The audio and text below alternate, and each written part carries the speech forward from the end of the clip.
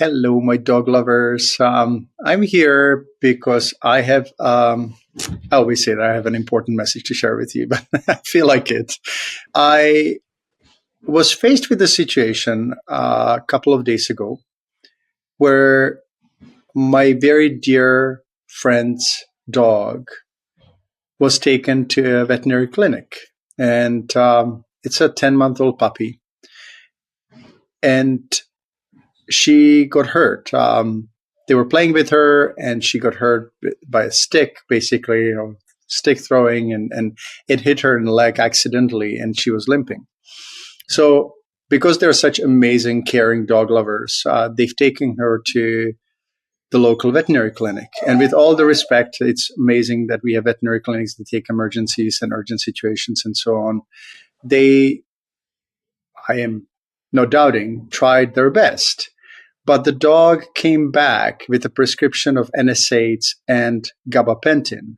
And NSAIDs are non-steroidal anti-inflammatory drugs. You know that I've been writing about them quite a bit and talking about and writing about how damaging they are to the healing process, but also to the stomach lining, intestinal lining. They can damage kidneys and liver. So I don't really like using them, especially because the omega-3s are as effective as NSAIDs without causing these horrible side effects.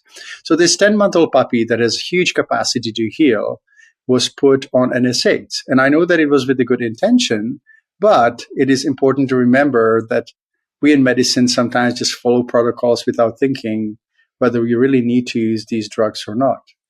Second, gabapentin is a drug that wasn't used in veterinary medicine as much until about 5-10 years ago. It started being used more for nerve pain, back pain, injuries, and so on.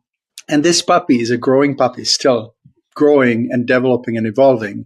And gabapentin actually blocks the nerve impulse transfers from nerve to nerve, and that's how it blocks the discomfort and pain.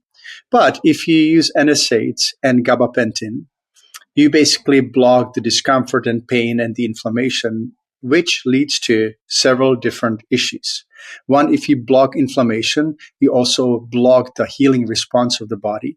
So if it's an acute injury, you want the inflammation to actually happen for the white blood cells and the defenses and the healing process starting. That's normal, healthy inflammatory response. But if you block it, then you're actually causing a problem, long-term problem where the body actually gets suppressed and the normal reactions get suppressed. It's almost like if you burn your hand on a fire and you actually put some sort of desensitizing spray, and you will continue burning your hand on the fire, right? But if the inflammation is there, the puppy will not be moving as much and will be preventing more injuries. Second, if you block the nerve impulse, if you basically start blocking the nerves for something as simple as injury that will most likely heal within a few days, again, you will be affecting not only the nerves in the injured area, you'll be affecting the nerves in the brain and central nervous system all over the body. It's a systemic reaction because it's an oral drug. So again, using something like this in a 10-month-old puppy is, in my opinion, unnecessary. So rest and omega oils and maybe mobility support is important to give. But giving drugs for something like that is not, in my opinion, as necessary. And I would really save them for situations where you don't have any other solutions. I'm not against conventional medicine, nor I'm saying that veterinarians who prescribe NSAIDs and gabapentins are wrong.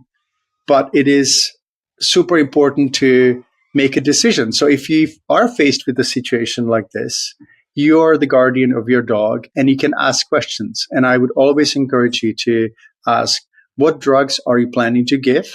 What side effects do they have? And if you have a little bit of time in the veterinary office, look at the side effects as well and ask some questions and then decide. Obviously, I'm not here to decide for you, but I'm here to empower you and make sure that you don't make mistakes that can lead to, let's say, kidney disease, liver disease, neurological issues, blocking the pain, re-injuring, again, because you've blocked all these protective responses and reactions, right?